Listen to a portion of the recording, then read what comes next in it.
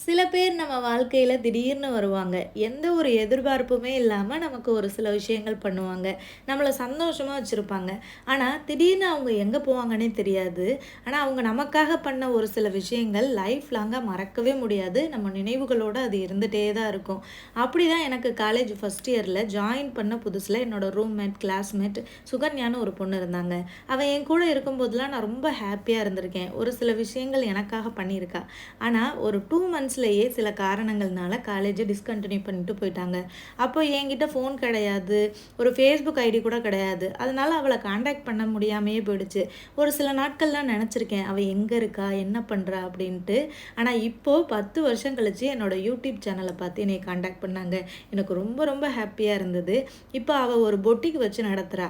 சுடிதார், குர்த்தி இதெல்லாமே வந்து ஆன்லைன்ல சேல் பண்றா. அவளோட இன்ஸ்டாகிராம் ஐடி வந்து ஆதினி அவுட்ஃபிட். அவளோட கான்டாக்ட் நம்பரும், அவளோட இன்ஸ்டாகிராம் ஐடியும் நான் ஸ்க்ரீன்ல வந்து குடுக்குறேன். உங்களுக்கு சுடிதார், குர்த்தி ஏதாவது வேணும்னா அவகிட்ட ஆர்டர் பண்ணி வாங்கிக்கோங்க. இது வந்து பெய்ட் ப்ரமோஷன் இந்த மாரியெல்லாம் யாரும் நெனைக்க வேண்டாம். இது என்னோட ஃப்ரெண்டுக்காக பண்ற ஒரு சின்ன விஷயம் தான். கண்டிப்பா எல்லாரும் சப்போர்ட் பண்ணுங்க. நம்ம தானே நம்ம ஃப்ரெண்டுகளுக்கு ஹெல்ப் பண்ணணும். நம்மளே பண்ணலைன்னா யார் பண்ணுவா? அப்படின்ட்டு தான். ஸோ ரொம்ப நாள் கழிச்சு அவ கிட்ட பேசினது எனக்கு ரொம்ப ரொம்ப சந்தோஷம். கண்டிப்பா நீங்க சப்போர்ட் பண்ணுவீங்கன்னு நம்புறேன்.